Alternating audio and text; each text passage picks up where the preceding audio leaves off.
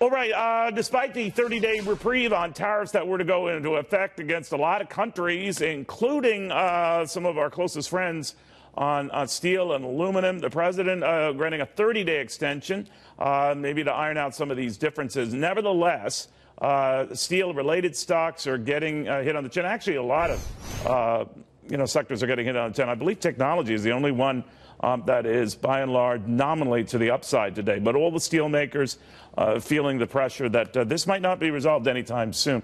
FoxNews.com columnist Liz Peek, Wall Street Journal associate editor John Bussey.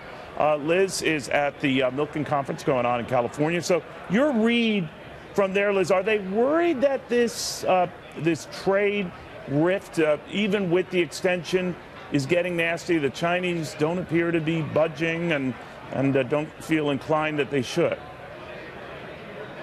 I think, Neil, you've heard a lot out here about uncertainty, about the fact that manufacturers and consumers and all kinds of enterprises are sort of struggling with not knowing what the outcome of these negotiations are going to be. But we just heard Secretary Ross talk very convincingly about, A, the need for this tough stance against China, and also and reiterating the objective here. What's the objective? It is to rein in on these tariffs the overcapacity and overproduction of steel and aluminum, which have really hurt our manufacturers. And the reason that our allies have gotten caught up in that is because China has been shipping the extra production through all different kinds of countries. So I think his case was the extension was a good sign in that maybe progress is being made. We can't forget that all this stuff is caught up now also in the negotiations with the Europeans about Iran.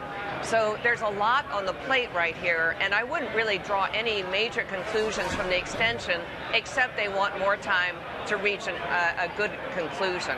John Bussey, they're really sending, like, that is the administration, their Avengers, the financial team, if you will, Larry Kudlow, Steve Mnuchin, Robert Lighthizer, Peter Navarro, others I might be missing. So obviously, the president expects them to come back with something. What is your thought if they don't? Well, the question is, what would they come back with if they do? This is not just a matter of one product and setting a quota and limiting it coming into the United States. This is an issue of state capitalism. How do you begin to cause China to change that model? State capitalism, where they subsidize their metals industries, and as a result, they can sell those products as well as a lot of other products on world markets much cheaper than U.S. or European competitors can.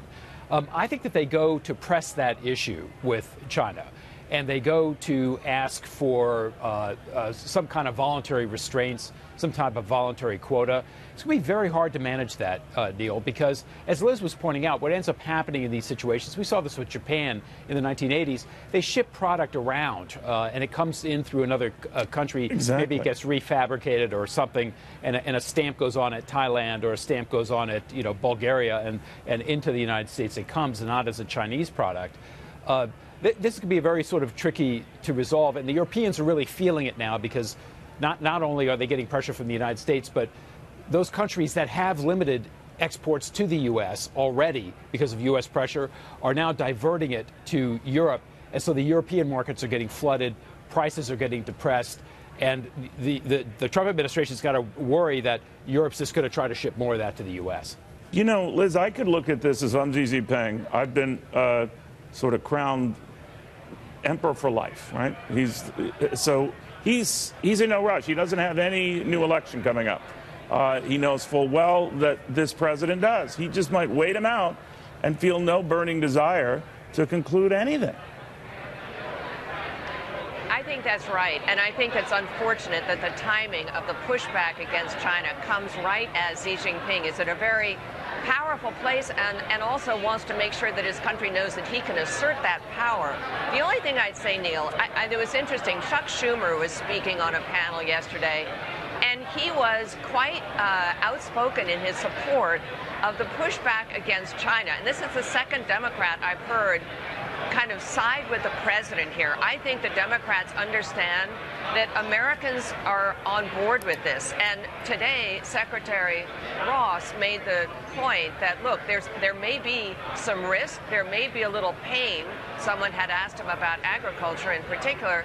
But at the end of the day, if we don't take that risk, if we're shown to the world that we're not going to accept any pain, we're not going to make any progress. And as we all know, as China goes up the value chain and pushes for greater technology dominance, you know, this is going to really hurt America. And so maybe the stance has to be now. It's not easy, but if Democrats are on board with it, I think the president gets a little bit longer runway. You know, John, very, very quickly, they might just have a cosmetic deal. It might not be shaving the $100 billion gap the president wants to see reached. And it might not even deal with all the artificial intelligence issues that the Chinese say they won't budge on, but it will be something.